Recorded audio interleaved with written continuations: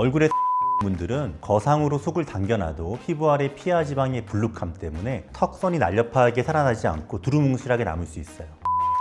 도 마찬가지인데요. 속에서 근막을 아무리 짱짱하게 당겨놓아도 겉에 않으면 그 효과가 잘 드러나지 않아서 아쉬운 경우가 생길 수 있죠. 안녕하세요. 민호성형외과 원장 유민호입니다. 안면 거상하면 10년 젊어집니다 라고들 많이 얘기하죠. 저도 여러 가지 리프팅 수술을 하지만 안면 거상은 효과가 드라마틱하게 보이는 수술이라고 생각을 해요. 그런데 오늘은 조금 다른 이야기를 하려고 하는데요. 개개인의 얼굴이 다 다르듯이 같은 수술이라도 결과가 다 똑같을 수는 없잖아요. 그래서 오히려 안면 거상을 신중하게 고민하셔야 하는 얼굴에 대해서 솔직하게 이야기 드리려고 해요. 안면 거상이 드라마틱한 효과를 주는 수술은 맞지만 모든 얼굴에 똑같은 결과가 나올 수는 없거든요. 많은 분들이 안면 거상을 단순히 늘어진 피부를 잘라내고 당겨주는 수술이라고 생각하시죠. 아예 틀린 이야기는 아니지만 이건 절반만 맞는 이야기예요. 대부분 거울 속의 자신의 얼굴에서 주름과 처짐이라는 결과만 보고 병원에 오셔요. 근데 사실은 수술을 정하기 전에 왜 주름이 지고 처졌는지 원인을 살펴봐야 해요. 피부 아래에 근막이 얼마나 힘이 잃었는지, 얼굴 지방이 어떻게 변하고 이동했는지, 그리고 그 모든 것을 지지하는 얼굴의 뼈 구조는 어떤지, 이 모든 것이 복합적으로 얽혀서 나타나는 것이 노화이기 때문이에요. 이 근본적인 원인을 무시하고 피부만 당기면 어떻게 될까요? 당연히 효과는 일시적이거나 어색할 수밖에 없죠. 그래서 안면 거상 효과가 상대적으로 덜할 수 있는 얼굴 유형도 존재하는 거예요. 그런 얼굴 유형에 대해서 지금부터 하나씩 알려드리겠습니다. 먼저 첫 번째는 얼굴이 가로로 넓고 옆광대가 큰 분이에요. 저희는 귀 앞에서 절개해서 얼굴 중심부 쪽에 팔자나 심수보를 당겨야 합니다. 근데 광대가 크면 당기는 힘이 이 광대에서 한번 꺾이면서요, 힘의 손실이 발생해요. 목표 지점까지 힘이 100% 전달되지 못하는 거죠. 그래서 상대적으로 얼굴이 가로로 좁은 분들보다는 거상 효과가 약간 떨어질 수 있어요. 두 번째는 반대로 턱뼈나 얼굴 중안면부 뼈가 작고 뒤로 후퇴한 경우입니다. 뼈라는 기둥이 작으니 피부와 지방이 더 쉽게 더 많이 처지게 되죠. 이런 상태에서 피부와 근막을 열심히 당겨 올려도요, 그 당겨질 조직을 받아줄 내부의 구조물이 작기 때문에 피부가 울거나 접히는 현상이 생길 수 있죠. 특히 입가랑 팔자 부분에 흔히 나타나게 돼요. 물론 이런 경우 리프팅의 방향을 정밀하게 조절하고 남는 조직을 정교하게 재단하는 의사의 테크닉으로 수술을 할 수는 있어요. 그래도 얼굴 골격이 갸름하고 적당히 발달된 분들에 비해서 효과가 다소 아쉬울 수 있다는 점을 솔직히 말씀드립니다. 이건 제가 모든 분께 공장처럼 같은 수술을 할 수 없는 이유이기도 하고요. 세 번째로 얼굴에 살이 많은 분들은 거상으로 속을 당겨놔도 피부 아래 피하 지방의 불루감 때문에 턱선이 날렵하게 살아나지 않고 두루뭉실하게 남을 수 있어요. 지방 자체가 무겁기 때문에 나중에 다시 처질 확률도 높고요.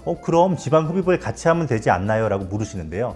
맞습니다. 하지만 피부의 혈액순환을 해치지 않는 선에서 안전하게 제거할 수 있는 지방의 양은 정해져 있어요. 모양이 예쁘게 나온 것도 중요하지만 안전의 선을 넘지 않는 게 훨씬 더 중요하기 때문에 어쩔 수 없습니다. 피부가 두꺼운 분도 마찬가지인데요. 속에서 근막을 아무리 짱짱하게 당겨 놓아도 겉에 피부가 두껍고 잘 드러나지 않으면 그 효과가 피부 두께가 적당한 사람에 비해서는 잘 드러나지 않게 되고 아쉬운 경우가 생길 수밖에 없죠. 마지막으로는 피부 아래 근막이 약해져 버린 경우인데요. 이 경우는 제가 요즘 진료실에서 가장 안타깝다고 느끼는 경우입니다. 울세라 같은 레이저나 실 리프팅, 지방 흡입 등을 너무 자주 받으셔서 피부 아래 근막이 유착되고 딱딱하게 섬유화된 경우예요. 이 근막층은 원래 탄력 있는 고무줄 같아야 해요. 당겼을 때 쫀쫀하게 당겨져 와야지 제대로 된 리프팅이 되죠. 그런데 손상된 근막층은 마치 탄력을 잃고 사가버린 고무줄 같아요. 수술할 때 당기려고 하면 힘없이 찢어지기 일쑤입니다. 근막층이 탄력을 잃었다면 의사가 아무리 좋은 기술을 가지고 있어도 만족스러운 리프팅은 어려운 게 사실이에요. 여기까지 들으시고 그럼 내 얼굴은 거상을 해도 소용이 없나? 다른 방법은 없을까? 하고 생각하실 수 있어요. 바로 이 지점이 저의 역할이 가장 중요해지는 순간인데요. 왜냐하면 모든 처짐이 같은 원인으로 생기는 것은 아니기 때문이에요. 많은 분들이 얼굴이 처져 보인다는 결과만 보고 오십니다. 하지만 이것이 단순히 볼륨이 꺼져서 그늘져 보이는 것인지 아니면 피부와 근막층이 늘어져서 구조 자체가 무너진 것인지를 구별해야 해요. 이 둘은 완전히 다른 문제고요. 해결책도 다릅니다. 비교적 젊은 나이시거나 피부의 탄력은 아직 괜찮은데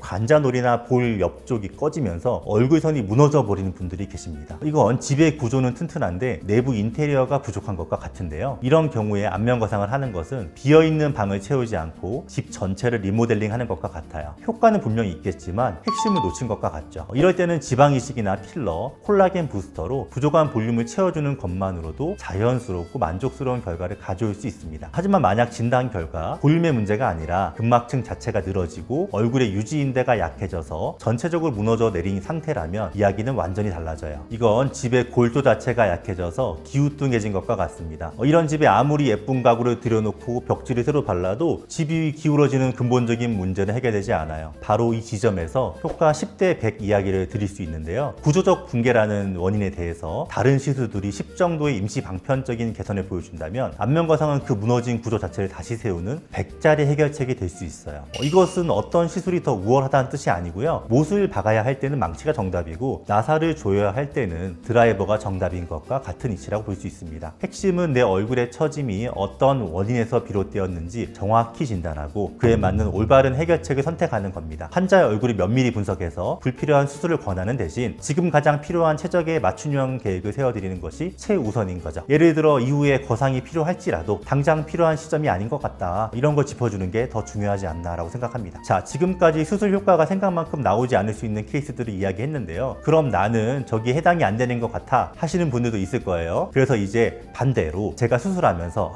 이분은 정말 결과가 좋으시겠다 라고 확신하는 안면거상 효과가 극대화되는 얼굴에 대해서 짧게 말씀드리려고 합니다. 이 내용을 보시면 내 얼굴이 안면거상 효과를 최대치로 누릴 수 있는지 더 명확하게 아실 수 있으실 거예요. 첫 번째는 얼굴이 좁고 갸름하며 광대가 크지 않은 얼굴이에요. 아까 광대가 크면 힘이 꺾여서 손상된다고 말씀드렸죠. 반대로 얼굴이 갸름하면 귀 앞에서 당기는 힘이 팔자주름과 심술보까지 손실 없이 100% 직선으로 전달이 돼요. 목표 지점까지 힘이 강력하게 도달하니까 효과가 극대화될 수밖에 없죠. 두 번째는 적당히 얇은 피부를 가진 얼굴이에요. 두꺼운 이불보다 얇은 천이 더 맵시 있게 접히는 것과 같죠. 제가 근막층을 짱짱하게 당겨서요. 속 기초 공사를 완벽하게 해놓았을 때 피부가 적당히 얇으면 그 결과를 겉으로 아주 잘 표현이 돼요. 당겨진 내부 구조에 맞춰서 피부가 착 당기면서 날렵한 라인을 만들어내요. 다만 너무 얇으면 지지력이 약해서 나중에 다시 처질 수 있기 때문에 적당한 두께가 가장 좋습니다. 세 번째는 얼굴살이 과하지 않고 날씬한 얼굴인데요. 얼굴에 지방이 많으면 무게 때문에 다시 처지기 쉽고 윤곽이 두루뭉술하다고 말씀드렸었죠. 반대로 얼굴살이 적당히 적으면 근막층을 당겼을 때 그 효과가 숨겨진 턱선과 얼굴 라인으로 고스란히 드러납니다. 지방의 무게가 주는 저항이 없으니 리프팅된 상태가 더 오래 더 견고하게 유지될 수 있어요. 마지막은 턱뼈와 중안면부의 뼈가 적당히 발달한 경우입니다. 후퇴한 뼈는 남는 피부를 받아주지 못해서 운다고 했었죠. 반대로 턱과 앞광대 뼈가 적절하게 발달되어 있으면 마치 맞춤 제작한 옷걸이처럼 당겨서 재배치한 피부와 조직을 완벽하게 받쳐줘요. 피부가 울거나 남는 부분 없이 착 달라붙어서 깔끔한 결과를 볼 수 있습니다. 이제 내 얼굴의 원인에 맞는 수술이 무엇인지 어느 정도 감을 잡으셨을 텐데요. 그래도 만약 안면거상이 여러분들에게 100점짜리 정답이라고 해도 저는 이 수술이 가볍게 생각하고 결정한 건 아니라고 생각해요. 그래서 끝으로 안면거상이란 수술의 주의점과 현실적인 위험성에 대해서도 말씀드리려고 합니다. 안면거상은 피부를 한번 완전히 뗐다가 다시 붙이는 우리 몸의 입장에서는 꽤 큰 수술이라고 볼 수 있어요. 이 과정에서 가장 중요한 것이 바로